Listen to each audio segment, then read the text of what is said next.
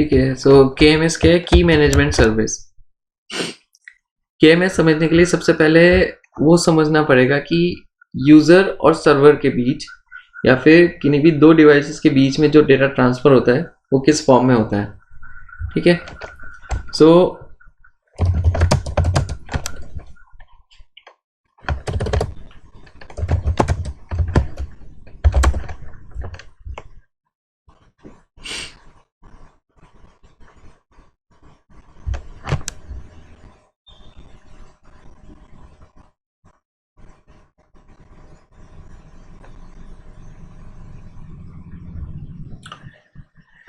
Basically data transfer between two points.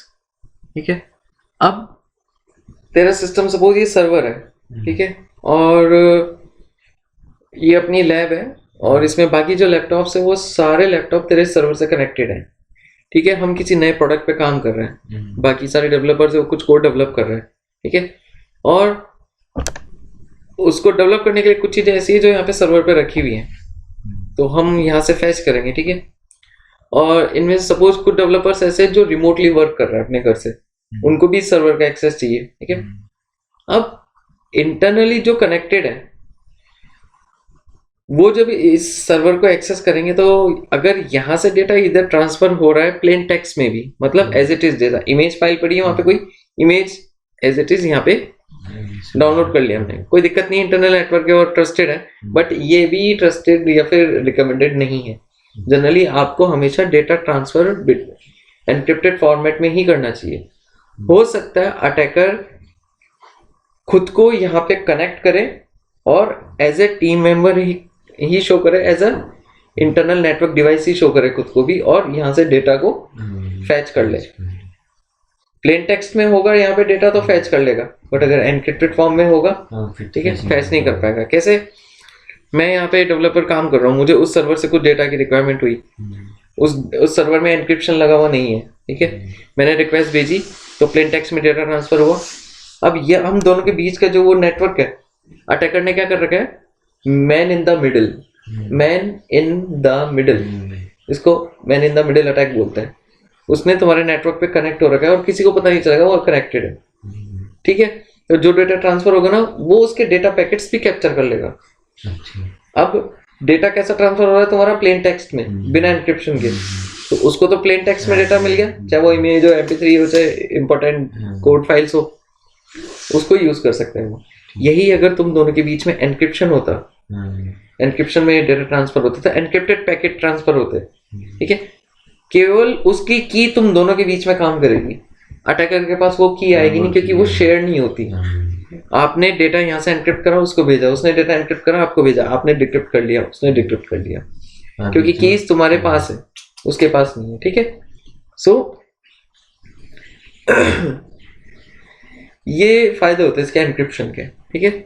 अब rest जो बोलते हैं ना, रेस्ट API, इसका पर्पस यही है कि ये डेटाबेस है, वेब सर्वर है, और APIs के थ्रू आपका डेटा आपस में जो ट्रांसफर हो रहा है, ठीक है, और यहाँ पे जहां से भी डेटा फैच हो रहा है API के थ्रू फैच होगा, बैकएंड पे कोड चलेगा जो, उसको आपको एनक्रिप्ट करना है। तो AWS के अंदर एनक्रिप्शन के लिए कौन सी सर्विस दे रही है इन्होंने? KMS। ठीक है।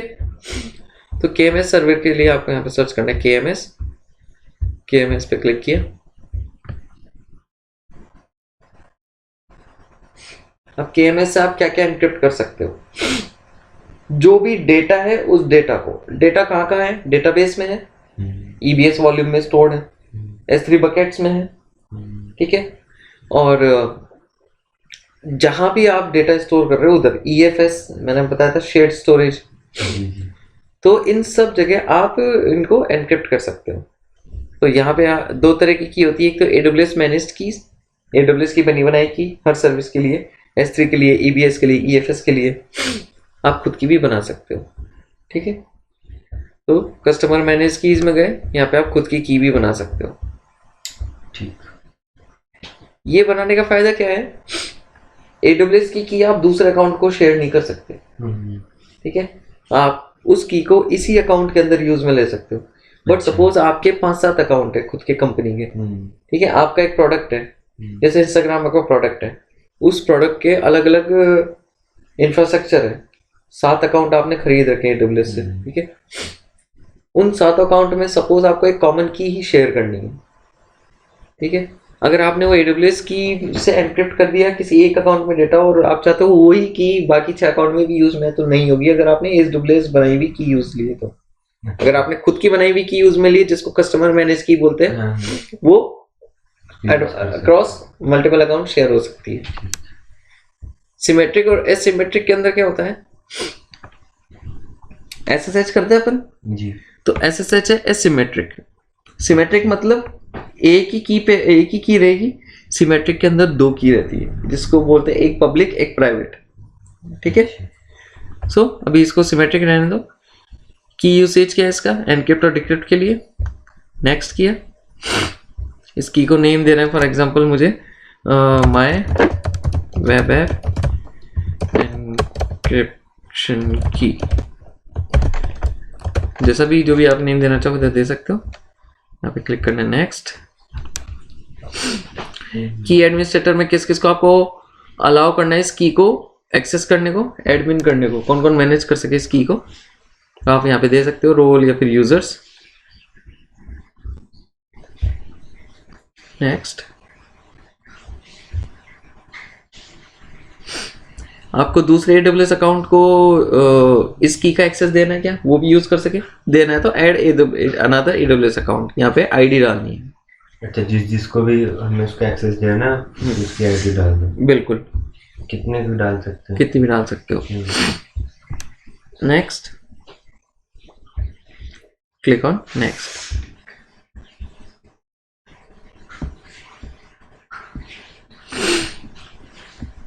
ये की जनरेट हो गई। अब इसको यूज कैसे करना है, फॉर एग्जांपल अपने पास कोई बकेट है क्या, बकेट देखता हूँ मैं।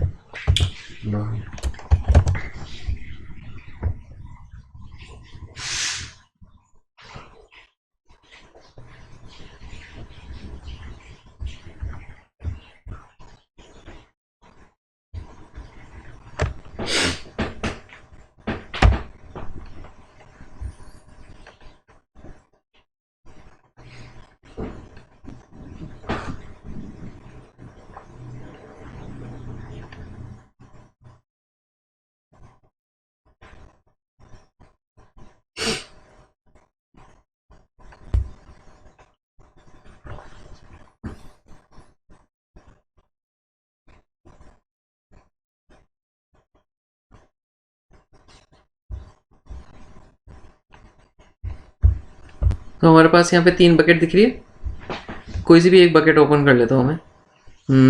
ये वाली बकेट ली मैंने फॉर एग्जांपल। मेरे को इस बकेट को एनक्रिप्ट करना है मेरी कस्टम की से, AWS वाली की से नहीं करना क्योंकि उसको मैं शेयर नहीं कर सकता।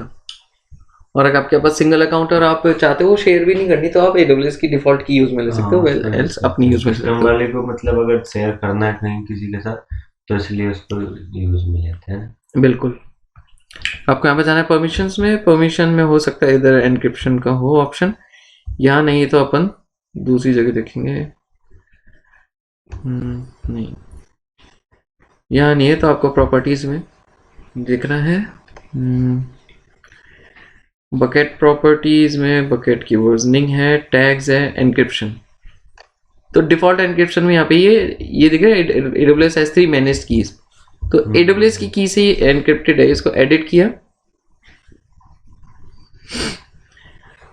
सो इसको बकेट की इनेबल किया, एनक्रिप्शन की टाइप AWS की KMS सर्विस, ठीक है। AWS की KMS सर्विस में ये पूछ रहा है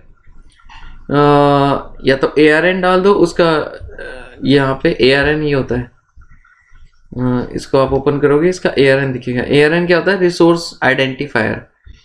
ARN कॉलन AWS की KMS सर्विस जो इस रीजन में है, इस अकाउंट में है, और कौन सी, ये, इसको ARN बोलते हैं, लिंक को, उस रिसोर्स के लिंक को। तो S3 बकेट में गया, ये पूछ रहा है लिंक का या तो ARN दे दो, आप इधर क्लिक करोगे आना चाहिए वैसे तो लिस्ट में, नहीं तो choose from AWS KMS keys, यहाँ पे लिस्ट में आ जाएगी आपके पास KMS की, अपन ने जो अभी करी थी आ गई, माय वेब ऐप एनक्रिप्शन की, इसको सेलेक्ट किया और सेव चेंजेस।